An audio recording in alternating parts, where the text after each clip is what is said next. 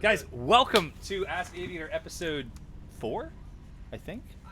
3.5. 3.5. We kind of did a half of one last night. I'm your host, Eric Farewell. We've got a great group of people with us tonight. Not all of them are on camera right now. We're going to bring them in later. But we have Adriel Martin, who is one of the originals from the Paradigm team. He performed in the very first show ever. We have Doran Martin, his brother, who did not want to perform in the original show. No, we can't keep him. No. No, ever.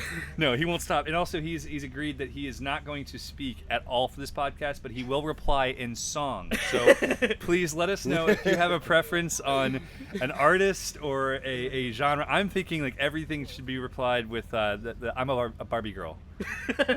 So like lyrics you don't have to use, but you can change the words, but you have to use like the I'm a Barbie girl in a Barbie world. Yeah. Right? No. He used the word. Okay. Then we have our last but not least, we have Chavi. Chavi. I was told Chavi by Kyle Chavi so many good, times. Chavi good. So Javi is the oldest brother of Manu and David, who have been a part of our team since the beginning as well, and he is a rock star. Yeah, finally here. The best part about Javi is that he came extremely last minute. I bought him a ticket, I think 36 hours before he had to fly here from Kuwait, where he serves on the, what do you call your position? Is it like the Air Council Sporting, what's your job title? In the U.S.? In Kuwait. In Kuwait? I'm coach. Coach. Yeah. For the Federal Aviation, Like Kuwait Air Sport Committee, but... Kuwait yeah, Air Sport coach. Committee. Yes, coach, same instructor.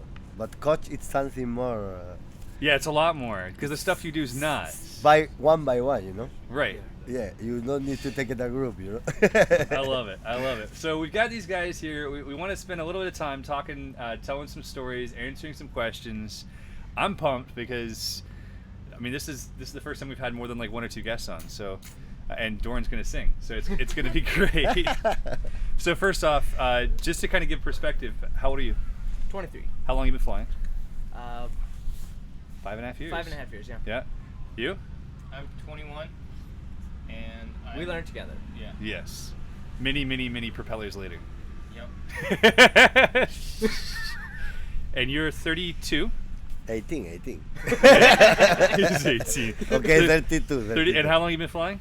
I fly when I was 14. 14. So you've been flying for 18 years. 18 years, yes. So Javi's from Malaga, Spain, Yes. but you live in Kuwait. So you've been flying the longest. I'm 33. I'm the oldest. Yes. And I've been flying for almost 7 years. This month is 7 years.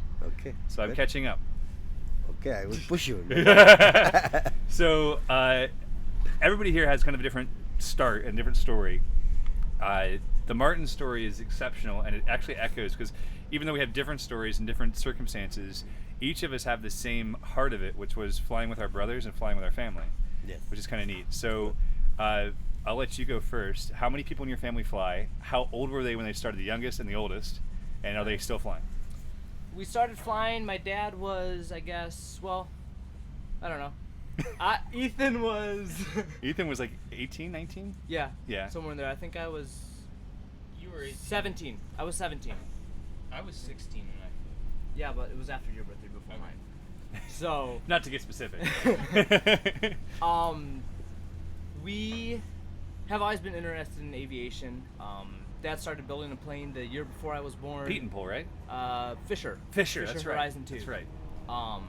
Started building that. I helped build the wings, put the ribs in and everything, so that was awesome.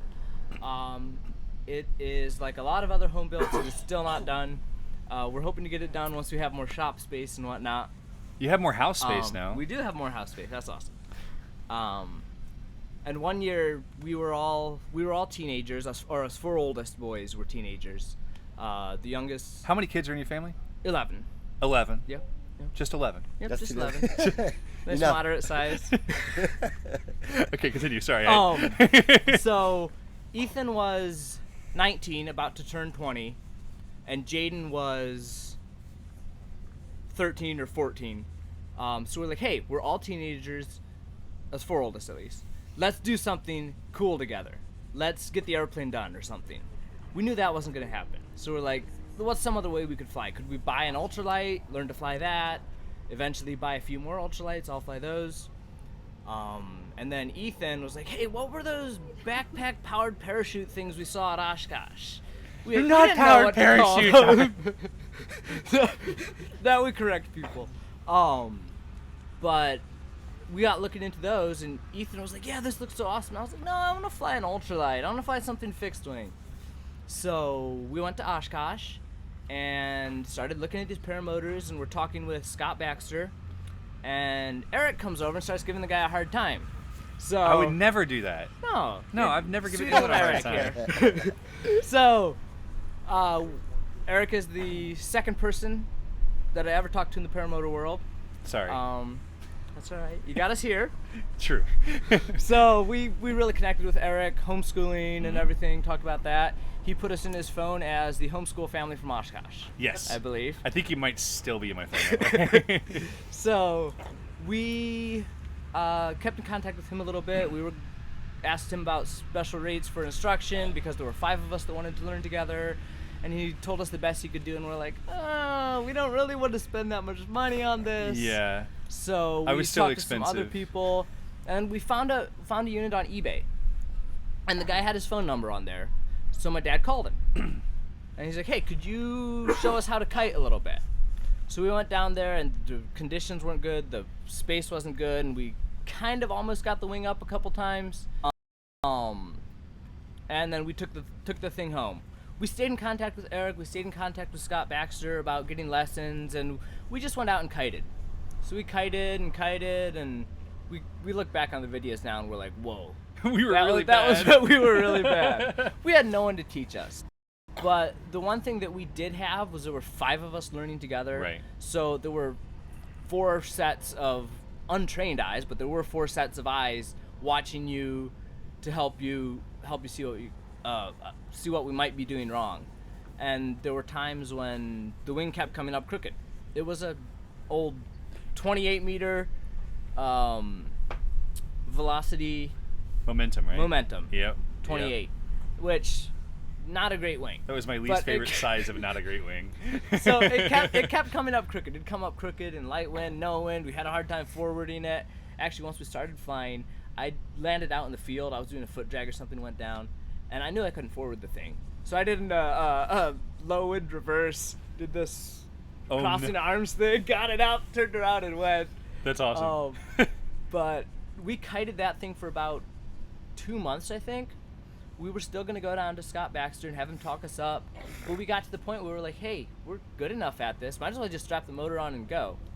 A few, they were all like, "I'm not going to do it." And I was like, "No." We were like, "Yeah, I don't think we should." And Ethan's like, "Hey, I'll do it." Of course, So- Ethan does. Or Ethan also says So- that you should sing in Taylor Swift's voice the whole time, Doran. No, I'm good. I'm gonna pass on that one. So he gets the wing up. We knew we had to fly in a little higher wind. He gets the wing up. Beautiful launch. It was perfect. He says today is still one of his best launches. He gets off the ground, and I don't know if we didn't warm the motor up before or there was something wrong with the mixture, but it didn't. Well, no, he was climbing okay. But then This is killing me. with no instructor, he goes to get in his seat. He puts both hands up. I don't know if he or even bothered to put them on the magnets. He wiggles into his seat. He's looking down, wiggling into his seat. We have these 2 elm trees on our fence row. He's like, "We probably should cut those down, but there's clear sky on either side of those. We can steer past those. No way we're able to hit Oh, those." there's the ones that are still there that you guys fly between? We actually cut them down. Okay. Oh, soon after that we cut him down. He goes along and he's getting in his seat. He comes out on the power a little bit, and he goes, and we're like, "He's gonna hit this tree. We just know he's gonna hit this tree." We have it on video. Doran's like, "Yes!" And his hands come down to his mouth like this. He slowly as dies. Ethan, elm trees, the branches stick straight up in the top, and his cage, about halfway up the cage, just parted through the top branches. So then he got through that, and he had come off the power. Then he came back on the power, and it wouldn't come to full power. Yep. So we're like, "Hey, dude, maybe you should just come down." So he turned, and there was power lines along the road, and we're like, "He's not going to clear those. He is not climbing." And they were a little further than we thought they were. Oh my But God, we're I'm like, hey, dying maybe you should just come inside. down. So he comes out on the power, the wing surges. At this point, we didn't know that you could control the surge with your brakes. Right, because you had such great Yeah, instruction. exactly. No one to tell us what to do. So he lets out on the power. He's coming down, and the hill is coming up at him. So he's like, I got to just hit power and go around again. So he hits power. Again, no brake input to get him to swing out. And Full powers into the ground. He full power. He let off on the power just before he hit the ground, but he was behind a hill, so we couldn't see him. All we hear is "Wah, pwah." It's a great start to a flying adventure with 4 brothers and their father. By the way, guys, these are our Paradigm pilots, some of the best of the best. So even a rough start, you might get somewhere. So Dad gets on the radio. Are you okay? Are you okay? He's like, yeah, I'm just mad. So we learned to weld aluminum. We were too cheap to buy props, so we made our own propeller carver and copied the good half of the broken prop.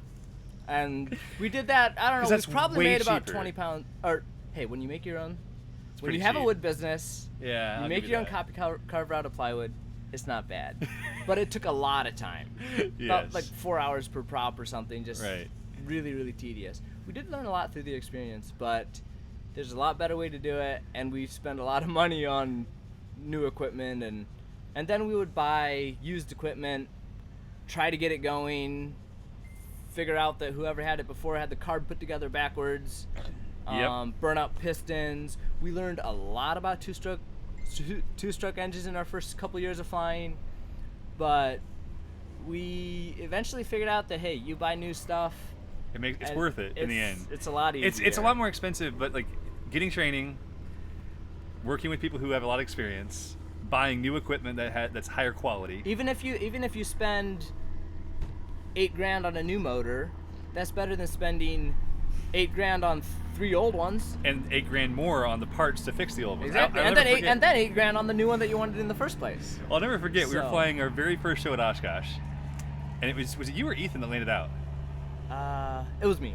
So we're flying. Mind you, we were so paranoid our first show because we had the FAA watching us. The director of the FAA was there. Like, this was a big deal. We were so paranoid. We worked for 4 years to try to get approval to make this happen. We had this idea, blah blah blah. Okay, we only knew about it 2 weeks. We were going to be doing this 2 weeks in advance. So these guys are kind of last minute additions at the time, and they've ended up being the majority of our team, basically.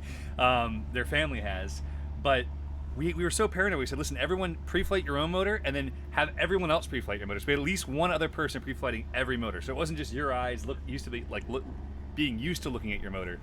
And you threw a exhaust manifold bolt, Yep, right? yep. And this was like a newish motor with an Yep. old frame, and so right in the middle of Oshkosh, in front of 500-something thousand people, here comes Adriel. Boopity, back. And he has to land out in the middle of the pyrotechnics field. Is where it looked like. It looked to me like he landed in the middle of the pyrotechnics field.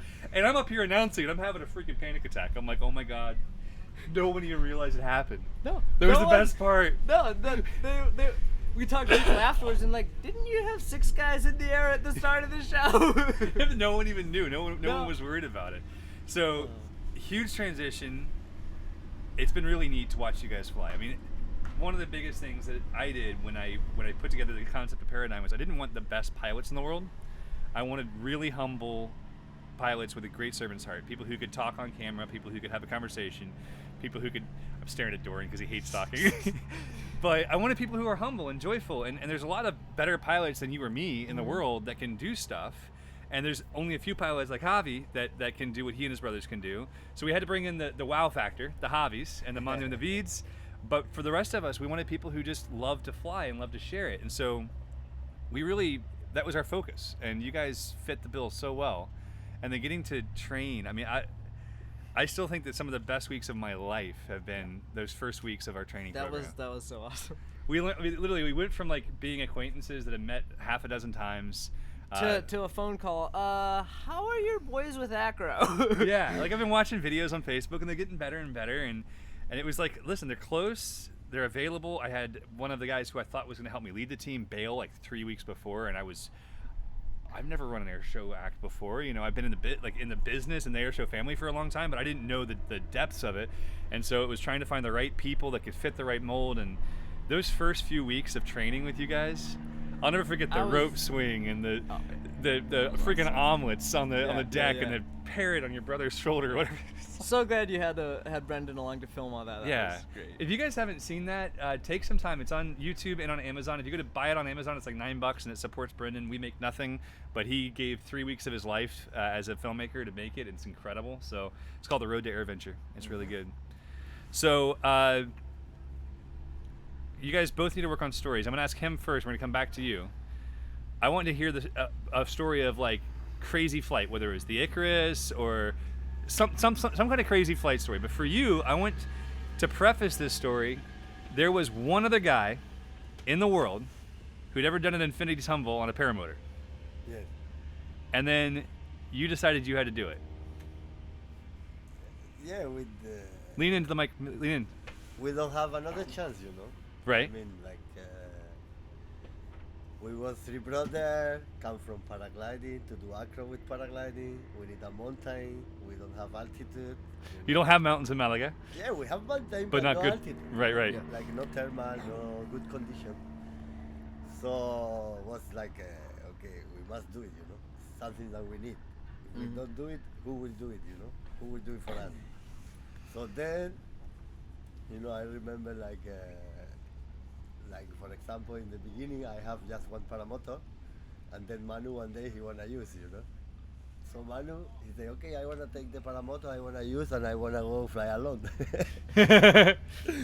So then the throttle was not in the good, you know, in the good condition. Right. Was my throttle, no This my is your, yes, I've seen your old paramotors. I know, I understand completely. Then Manu he say like, okay, Javier will take paramotor. He go the place we fly near to the beach, one flat place. Then he tried to start the paramotor. He started the paramotor, was the electric start, and the throttle he was not full power but almost, you know.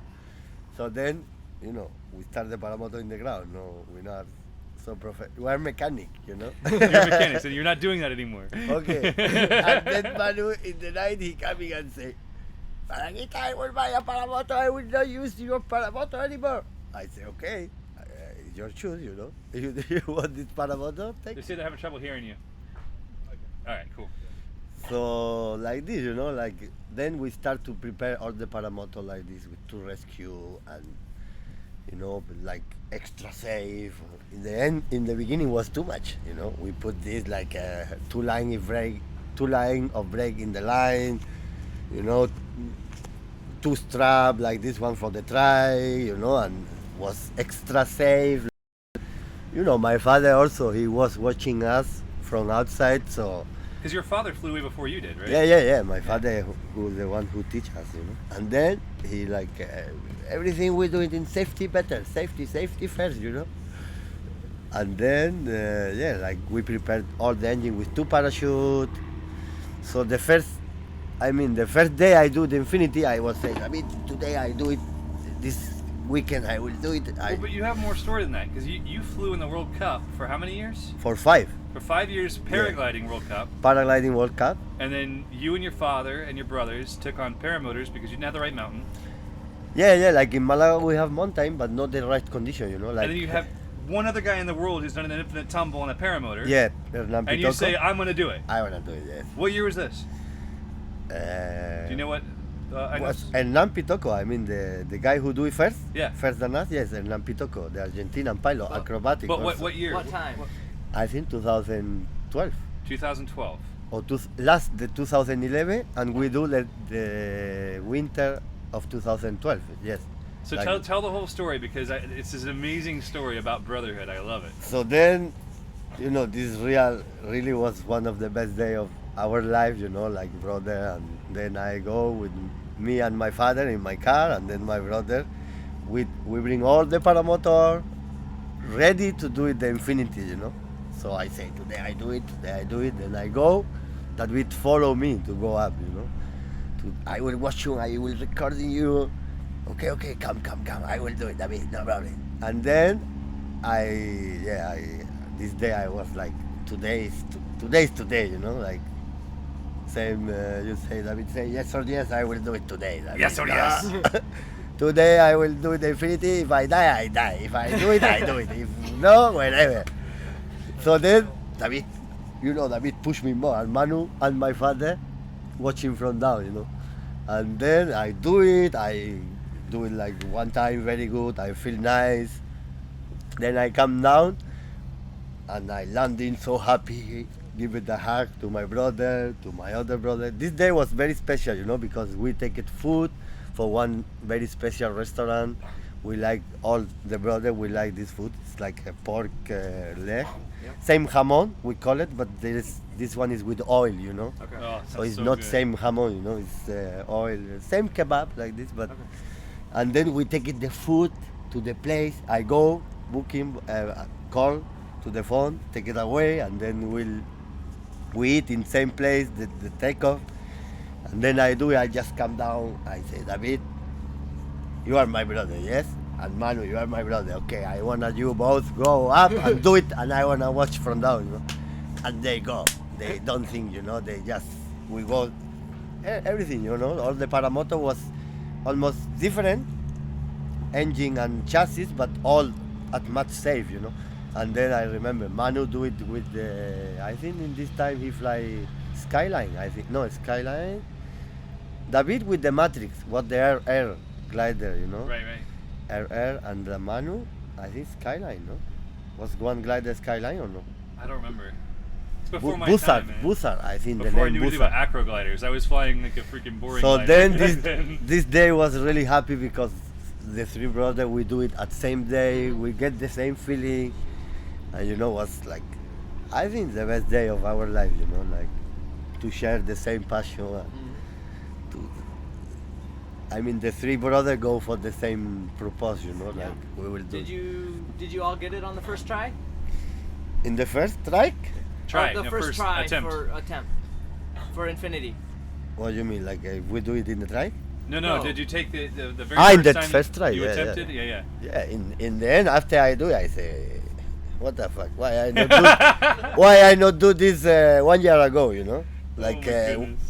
what's my feeling was so easy than the paragliding, you know, because we was doing like, of course, it's more risk, you know. Yeah. If you take it in one place, you fly and you just take it 300 meter, and then with this 300 meter, you need to calculate with turbulence. I mean turbulence and thermal, and in the middle of the day, and then this 300 meter you should do 100, 150 the infinity, and then stop, and then go back to the mountain to take again the thermal. So with the paramotor was what? Go 1,500 meter, zero wind in the afternoon, and then Much just easier. much easy. And then it's much easier when you know how. You know, Yeah. it's not easy if you wanna do first time. Yeah. Because first time, imagine go in the glider with the paramotor and all the shit in the back. There's so much on your back and so many things you can Yes, catch. you know. But after you know the move, it's more easy because the pressure of the glider Yeah. and you know the move, so the move is fast. Yeah. And give you confidence because give you pressure and everything. You know, it's like how you feel better: fly a glider with 28 meter or fly a free ride. Definitely a free ride. Of course, you know. It's So not fluffy. It's almost same, you know, like Yeah. it's same size we use for acro, 17 Yep, meter.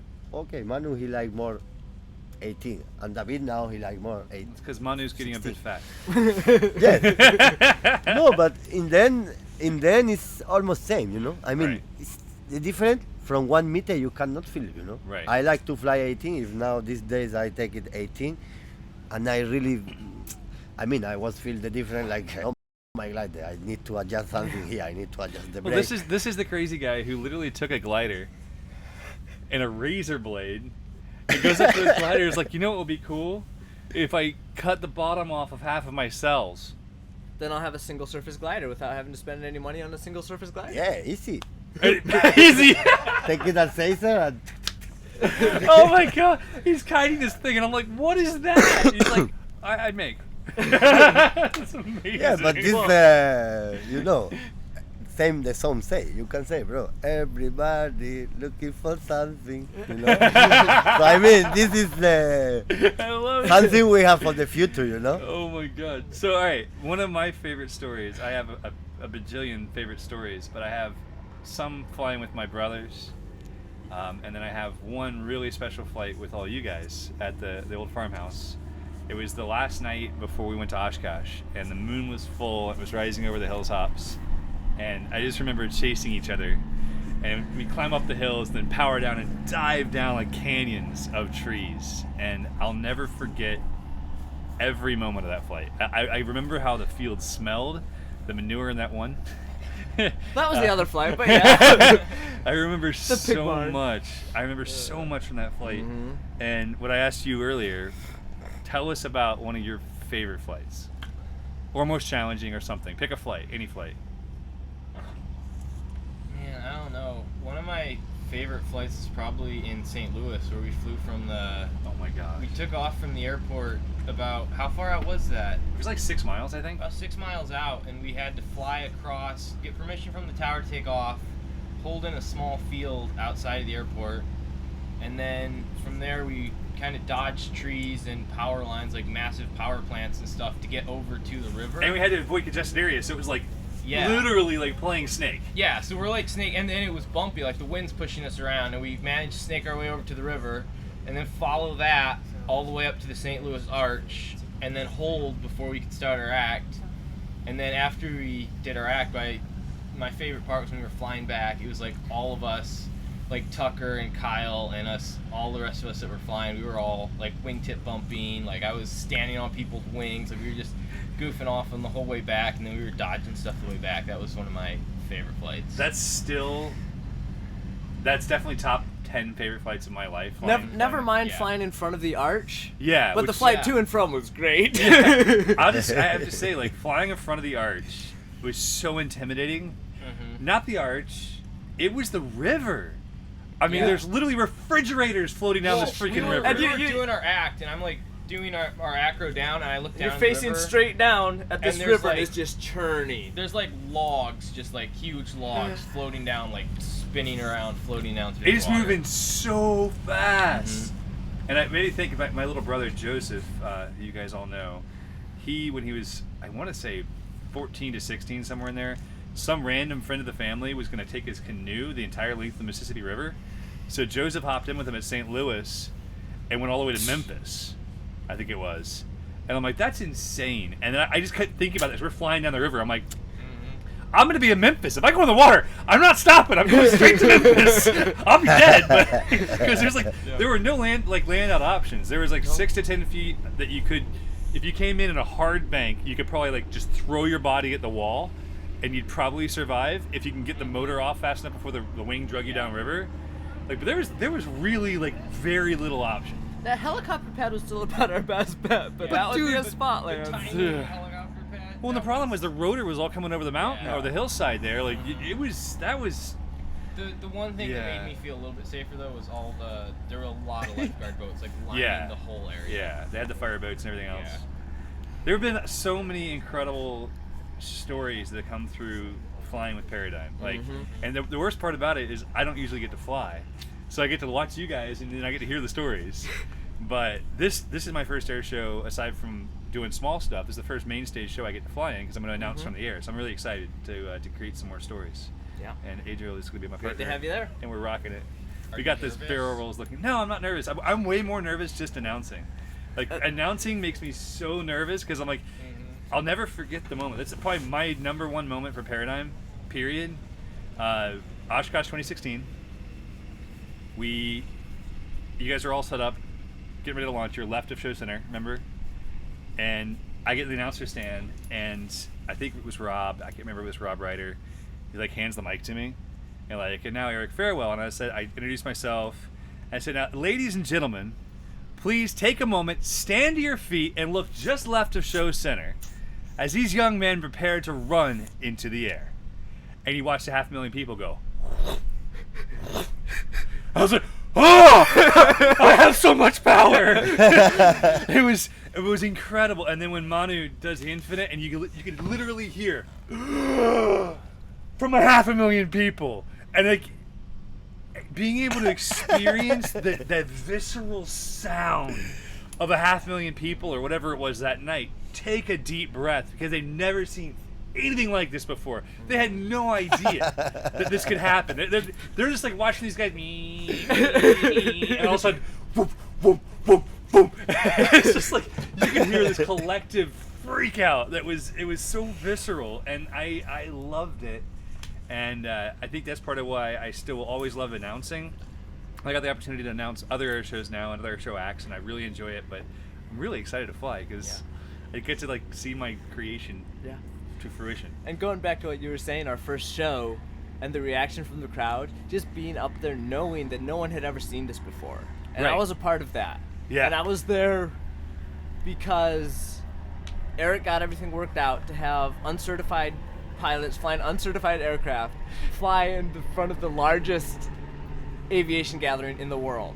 It was pretty for crazy. Our very first act. Yeah. And then I remember killing my motor and hearing through my earmuffs the the cheers. crowd cheering. Yeah. Oh, you can hear awesome. it.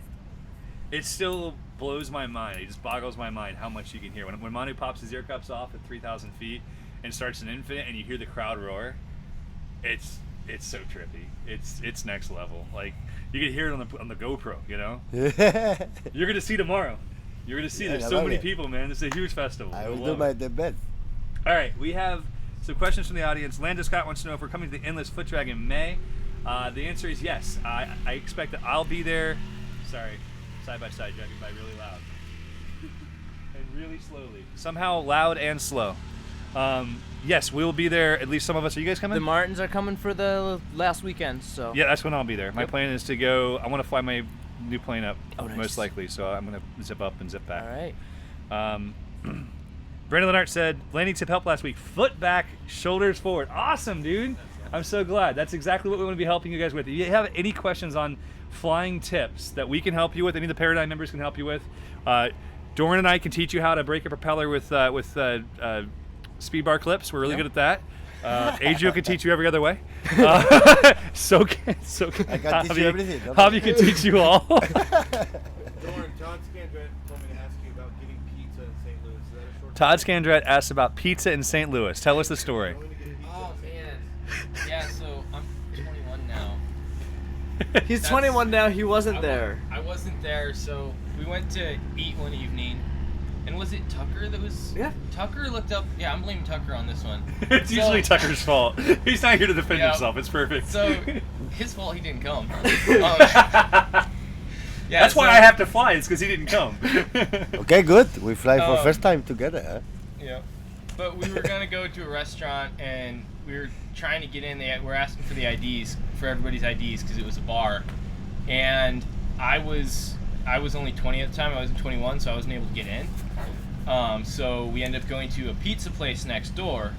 I think Todd was behind us a little bit. And Yeah, we had to let him know where we were going because Yeah. he was catching up. So we didn't tell him that we went to the pizza place next door. So he thought we were still going to the other place. So he shows up there, and then he comes over to the pizza place. And It turns out. He comes and he sits down. He goes, guys, that place you were going to, that's a gay bar. He's like, good thing Doran's not 21. No, the reality So, is though, Todd felt so at home. Yes. The Todd word was- is he's actually still there. Todd was a little bit ticked at me for not that we weren't able to get in there. All right, any other questions, guys? AJ wants to know from Adriel, what are you afraid of in flight? Anything that still scares you? AJ wants to know from Adriel, what are you afraid of in flight? And is there anything that still scares you? And I'm gonna go mess with some lights. Answer the Well, question. I have done some things that I shouldn't have and gotten myself hurt, so it would be, I think my biggest thing is... Whoa! Nice. What My did? biggest thing was I did a wingtip drag in alfalfa one day, and that took me down, and I tore my ligament in my knee, and now I'm very, very cautious with those. Other than that, scares me in flight. I'm probably too good at tuning things out, probably why this happened in the first place. Tuning fears out and just going for it. And that's But- such a delicate balance. We talk about it in our schools, because you guys have a school also.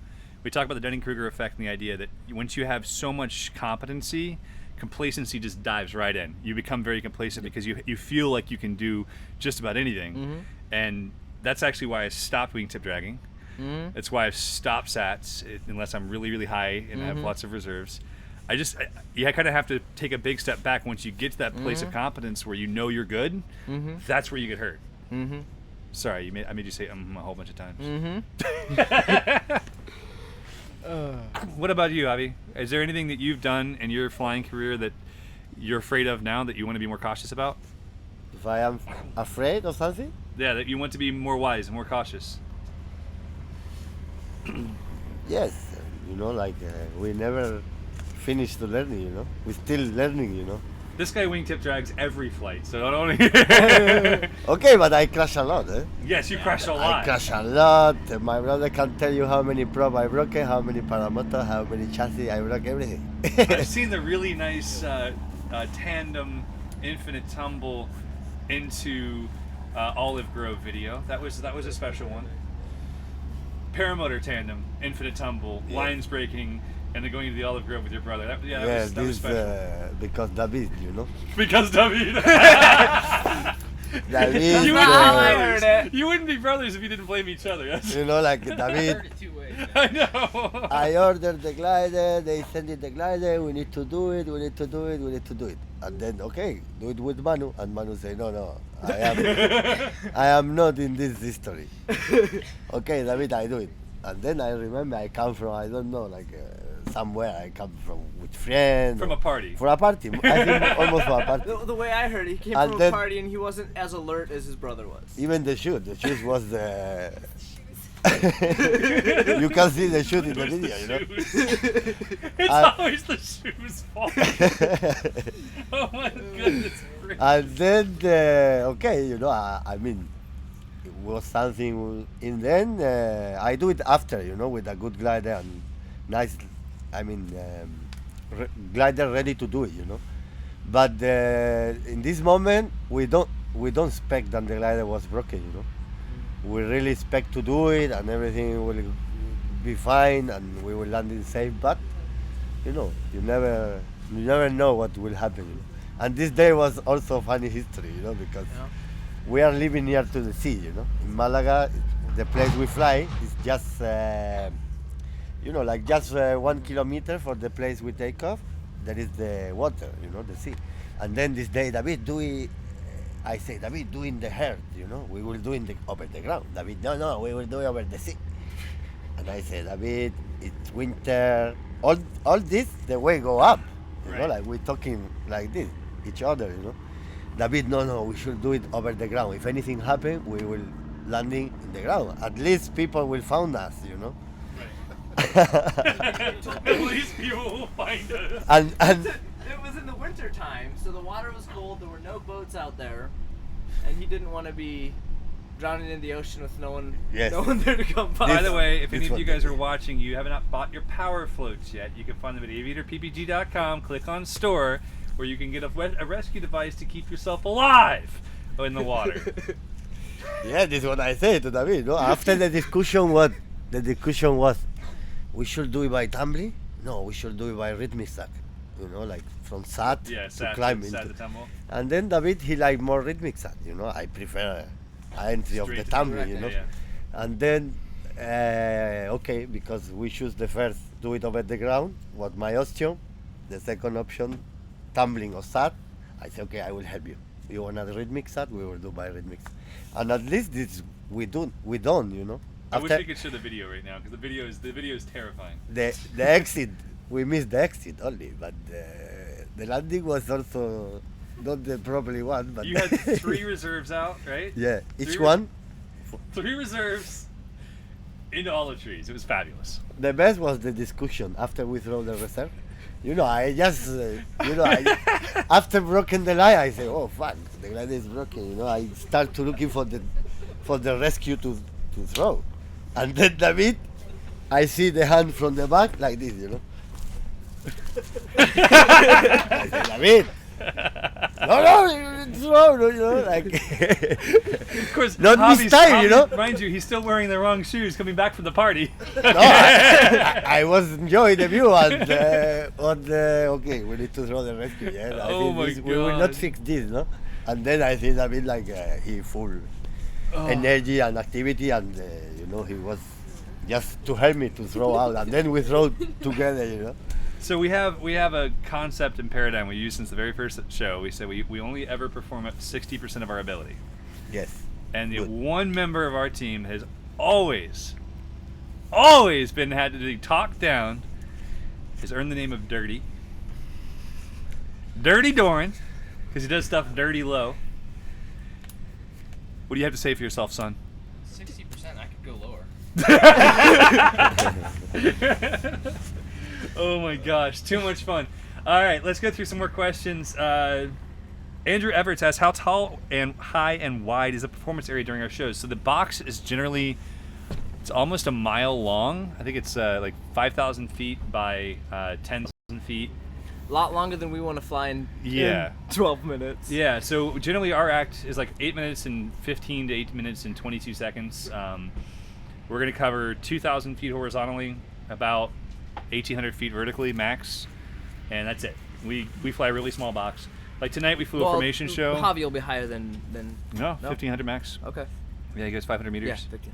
Okay. So, like tonight's box was maybe 1,800 by 2,000 deep, and the highest we went was maybe 200 feet. Mhm. We can operate in a really small area. Like it's at Oshkosh last year, Eric DeFore and I never left the runway. Yeah. You know, it stayed within 150 wide by, what is it, 1,500 long, something like Yeah. that. So it really depends on the location. We have a balloon festival we're doing in September in Pennsylvania, Lycoming County, Pennsylvania, and that one we're going to have 2 or 3 different options. We can fly the big box, but if it's non-wavered, we can fly like inside of this horse arena, Oh wow. which I'm really Nice. excited about with hot air balloons. Yes. It's going to be so much fun. Just wish it were in a closed arena. Someday, if anybody owns an arena, first off, sponsor us. Secondarily, let us come fly in it. It's worth bringing up. So 2 things that you guys should do. 1, if you own a business and you'd like to be in front of anywhere from 15 to 50 million people per year, we would love to work with you. We'd love to help you. If you know someone who owns a business, whether it's a shoe company or a sunglasses company or a car company or anything, we are in front of incredible people and tons of them, plus a massive social media following. So And we're out here talking with fans Every every day. minute of every day. Yep. So So, and plus we're on live TV tonight. So we Yep. got in front of the entire Tampa market for 3.5 minutes. Big win. So talk to us about that. And secondarily, if you guys haven't yet and you love paramotoring or you're interested in paramotoring, please take the time to use smile.amazon or set up your birthday fundraiser for Resurgence PPG. They do so much incredible stuff for our community, for wounded veterans all over the world who want to learn to fly. It helps them kind of become themselves again, and it's been really a special thing for us. Do you guys have one of their students in your classes yet? we do not yet, but You need love to. Yeah. It's incredible. We had 2 amputees in our last class in February. It was so cool to have 2 below-the-knee amputees learn to fly in foot launch like bosses. Really, really cool. DP Works wants to know what the most dangerous thing we've ever done while flying any aircraft. I see you, FAA. I will not answer that question. No. No. Let's see. Is the inflatable swan design flotation an upgrade? Yes, Gustavo. You can enjoy your swan. All right, let's see. There's more here. Thanks for the videos on Paracosa and Gigi. Tommy, I can't wait for you to go, man. It's so awesome to meet you. I hope your brother and you have a fantastic time. I don't know if I met you or your brother. I can't remember. I'm sorry. I got your names mixed up. At where were we? Palm Bay. Super cool dude. So yeah, have a great time down there. Don't get in too much trouble. Let's see. What's everyone's favorite place in the United States, generally speaking, to fly paramotors, and why? Javi, favorite place to fly in the U.S.? Oh, there is many. You flew Grand Canyon. Yeah, we flew Grand Canyon. FAA is watching. But No, but really, he flew legally at the Grand Canyon. really, I was. I think Monument Valley was impressive. Monument Valley? I haven't flown there yet. Yes, but I don't know. I like beach, Really? So I think California will be very nice, but I don't know. All right. Dorian? But Probably just our hills back home. Just dropping in every little valley, flying every little nook and cranny of the hills around our area. You never stop exploring our area. No. Yeah, I've flown in, I think, 12 or 14 states and 6 countries now. And your hills in Wisconsin are in my top 3 favorite places I've ever flown. It doesn't get much pure better. magic. And the weather is perfect, and it's really hard to beat. Mm-hmm. How about you? Mm-hmm. Yeah, the hills in Wisconsin. It's really awesome. Montana is incredible, especially we were flying in this river valley that was just staggeringly beautiful. They have 150 people in the county, and the county is like half the size of the state of Florida. I mean, it's just massive, and it's not that big, but it's huge. That was staggering. There's so many good ones, but I will always go back to Richland Center Airport, taking off there and going and exploring, or taking off at the farmhouse. You can follow river valleys. You can climb up one hill, turn around, and basically speed fly down it. Yeah. You drop your trims out and just dive down the hills, and then plane out at the bottom and climb the next hill at full power, barely making it up the next hill at full power. It's insatiable. It really is. Yeah, there's a lot more. What else do we have? Let's see. Can bumps affect you guys individually in a formation? Well, do a time lapse of our show sometime. Yeah, like tonight was brutal. It was, but we're getting a lot better, and the more we do stacks, the better we are at reading how much throttle input we need, brake input to keep ourselves right there. Yeah, and a big part of it is we've flown a lot of formation now over the last. Is it our 4th year? 3rd year? 3rd year, I guess. Yeah. So we've flown together a ton, and like you guys and the other guys on the Paradigm team are the only people I can fly with in complete confidence. I mean, I'm flying along yesterday, all of a sudden Doran exits a sat, does a barrel roll like from me to the RV, basically. Like, holy crap! But like completely confident. I don't have to look as much because we've flown so much. It's like we have like telepathy. We're able to communicate. We know where each other are. I think that helps a lot, because otherwise, when you have bumps and people are over controlling and everything else, you don't understand what they're going to do next. And I can always tell you, like, if I'm following Doran, he may be off the stack over here.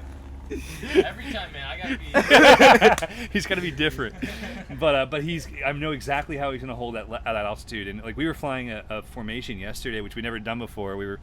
So the Blue Angels are coming this weekend, and we're friends with a lot of the Blues, and we may or may not have had a lot of beverages with them in Vegas for ICAST this December, and I was teasing the idea that we can do a way better diamond than they do. Like, their diamond is garbage compared to ours.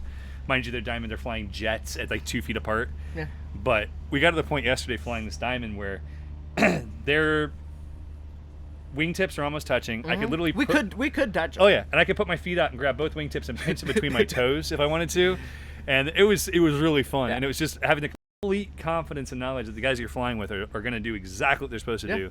And we'd never do that in bumpy conditions, but it was glass yesterday. That was so much fun, like wicked fun. Oh yeah, I want to do that again. Let's just go do that formation. Cross country. I do too. We need to do that more. And the exit's really cool because we call the break and it's like 3, 2, 1 break, and they fall away in the middle. I climb up in the front, and then Kyle dives in the front. So it's like this endless craziness. It's fabulous, absolutely fabulous. All right, let's see. Brian E., I'm starting to research paramotoring after watching most of Tucker's videos. What equipment do I need for a high-altitude flight? I'll be taking off at 6,000 feet and frequently flying up to 14. Sounds like he's in Colorado. Yeah. Lots of worm gear. What's the highest you guys have flown? I flew to 12,000 feet one time. Okay. We did fly out in Colorado a couple weeks ago. Yep. We were out there. Launch was like 5,000 feet, so it wasn't that crazy high. How about you, Javi? How high have you flown? I fly 4,000 meters. 4,000 meters? Okay. It's about the same. Was the engine like... I've done like 11,000 feet once, and it was so cold, and I was like, this is really boring. I think I'm only like 8 or 9, so... Yeah, it's the thing, honestly, is you just need warmth and oxygen. If you're going to be flying up over 12, you want to have oxygen. Yes. Because hypoxia is a huge danger, and getting an onboard oxygen system, for instance, the one that we used for David and the skydiver that chased him out of the airplane at 23,000 feet for his world record attempt, that cost us $1,000 to rent it for the day. Just to rent it. So it's not cheap. You can find other systems, but this one we know works. You use it for the Everest jumps, so yeah. If you're lower than 12 though, you're good. And at that altitude, you're not gonna want to climb 4,000 feet that early. What you will need is a bigger wing than most people, because definitely oversized. with that thin of air, you're gonna have less thrust and less lift than you normally would. Right. So your takeoff runs are gonna be longer. So good pair of legs. A good pair of legs or a trike. Or We've got some really nice trikes here. Fly Products make some beautiful Yeah. trikes. Those are great. A Get me commercial. one. Hashtag commercial. Yeah. But yeah. Let's see. Travis Martin asks, how was practice? Are we getting more practice? How was practice, Javi? Practice is always very good. It was fun, right? Yeah, the practice, not make the perfect